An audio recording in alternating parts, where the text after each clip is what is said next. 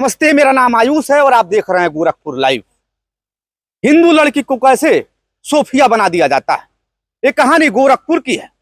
और सोफिया चूंकि नाबालिग है, लड़की निषाद समाज से और गोरखपुर से आती है और उसको एक लड़का पहले नाम रोहित बताता है और बाद में यासीन बन जाता है।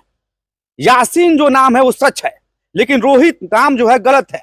और लड़की 2 दिन फोन पर बात करती है तो लड़का बताता है मेरा नाम रोहित है, और उसके बाद वो लड़का सोफिया बना देता है। सोफिया का फोटो देखिए, जो हिंदू लड़की है वो सोफिया कैसे बन जाती है, इसका फोटो देखिए, कैसे उसको प्रताड़ना झेलना पड़ता है। बहुत सारी कहानी हम आपको बता देंगे। निषाद समाज की लड़की है, चूंकि नाम नहीं जाहिर करूंगा, लेकिन बता रहा हूं कि नाबालिग है, लड़की से ही जानते हैं पूरा मामला क्या है।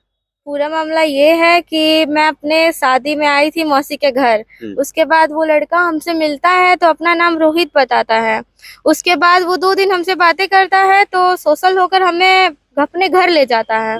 अपने घर ले जाने के बाद तो हमें ये नहीं पता था वो मुसलमान है। उसके बाद उसको मम्मी को हम देखते हैं तो मुझे लगा कि वो मुसलमान तो नहीं है। मैंने सोचा आजकल सब लोग पहनते हैं सूट सलवार, क्या पता। तो उसके घर जाकर मुझे पता चला मुसलमान है तो मैं भाग गई उसके घर से, दिल्ली चली गई अपने मम्मी पापा के पास। वहां से फिर वो लड़का अगले दिन हमारे लिए आता है दिल्ली में आता है। तो उसका दोस्त एक है आदर्श पांडे, वो नोएडा में ही रहता है। उसके बाद ना उसके पास फोन रहता है ना पैसे रहते हैं।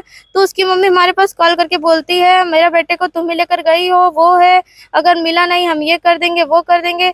तो हम कुछ बोलते नहीं। मैंने बोला आंटी वो फोन नहीं है उसके पास, अगर फोन करेगा हमारे पास तो हम आपको बता देंगे।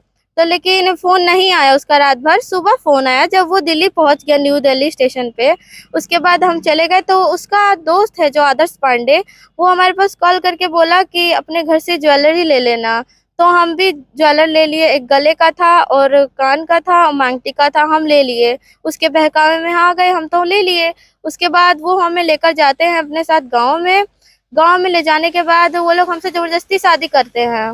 प्रधान है वहाँ शादी पे। होता है कि निकाह होता है? निकाह क्योंकि वो मुंडन थे ना, तो निकाह ही होगा। तो वो लोग घर में ही आपस में ही शादी करवा देते हैं। वहाँ के प्रधान जो होते हैं उन्होंने भी शादी हमारी करा। गांव के प्रधान है। तो प्रधान को नहीं पता था कि तुम नाबालिग हो? सब पता था, पूछा भी था, लेकिन उन्होंने एक भी बार ये नहीं बोला कि चलो बात कर ले, स्टेशन पे, पुलिस स्टेशन पे एक बार हवाले कर दे। लेकिन उन्होंने कुछ भी नहीं किया, मेरी निकाह करा दिया साथ में।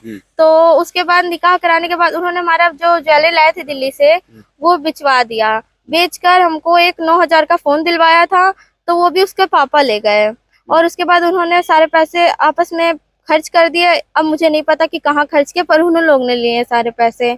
उसके बाद पैसे लेने के बाद हमें तो पता नहीं था कि वो मुस्लिम है, अरे हिंदू है, सॉरी मुस्लिम है, मुझे नहीं पता था। तो लेकिन निकाह के बाद तो पता चल गया था ना? हाँ, निकाह के बाद पता चल गया। वो लोग हमें कहीं जाने आने भी नहीं देते थे और उसके बाद हमें कहीं बात भी नहीं करने देते थे मम्मी पापा के पास। तुम्हारा जो बुर्का पहनी हुई हो, एक जबरदस्ती पहनाया गया है कि तुम अपने? जबरदस्ती। अगर उनके में तो यही है ना कि कहीं लड़कियां जाती हैं तो बुर्का पहन के जाती हैं, तो हम जाएंगे तो हमें भी पहनना ही पड़ेगा। तो वो पहना के हमें कहीं लेकर गए थे एक बार रेस्टोरेंट में, तो वहीं की ये फोटो तो है। तुम्हारे पास फोन ऑन था कि नहीं? कुछ भी नहीं था, फोन ही नहीं था, मम्मी पापा से बात ही नहीं होती थी।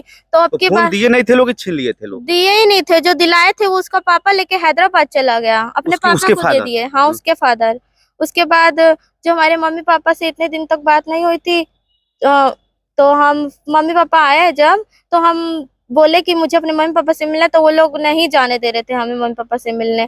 तो हम चले गए हम मम्मी पापा से मिलने। तो उसके बाद मम्मी पापा तो रोने लग गए हमें पकड़ के कि इतना दिन तुम आती नहीं हो, वो है। तो ऐसे ऐसे हुआ। उसके बाद हम बोले कि मम्मी पापा वो लोग मुझे आने नहीं देते, जबरदस्ती शादी करा लिए हैं। तो मम्मी पापा बोले चलो ठीक है, मुकदमा करेंगे। तो उसके रात ही को वो लड़का हमें, उसका दोस्त और वो दोनों कॉल करके हमें धमकी दे रहे थे मारने की, हमारे पापा को और हमें। तो सुबह तो हम भाग गए उसके साथ, रात ही को चले गए थे। वो लोग आए थे हमें दोनों लेने बाइक से। तो सुबह पापा मम्मी दोनों आ गए, सब लोग आए थे परिवार वाले। तो हम लोगों को थाने लेकर गए, उसको, उसकी मम्मी को और मुझे थाने लेकर गए बेलघाट। तो वो जेल में बंद था। जब हम देख रहे थे, हमारी अपना उम्र 22 साल बताया वहां पर। उसके बाद बदल गया, अब पता नहीं कैसे बदला, ये तो हमें नहीं पता, क्योंकि मुझे खौराबार प्रतीक्षा में भेज दिया गया था रहने के लिए।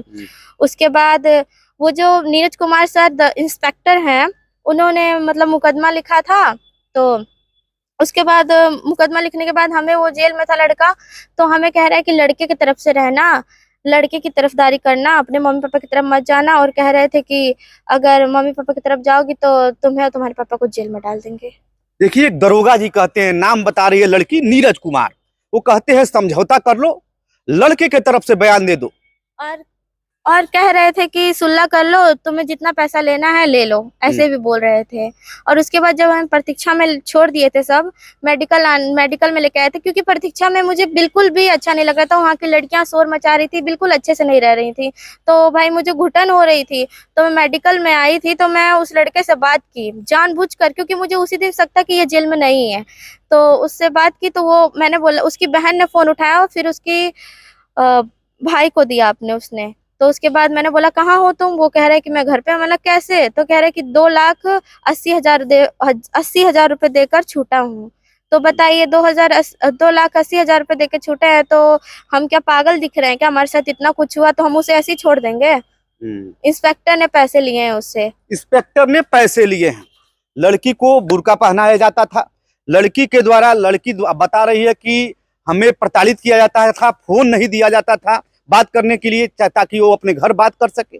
और ये सब कुछ हुआ है गोरखपुर के बेलघाट में। बेलघाट के एक दरोगा जी कहते हैं कि समझौता कर लो। इस तरह की चीजें ये गोरखपुर में हो रही है।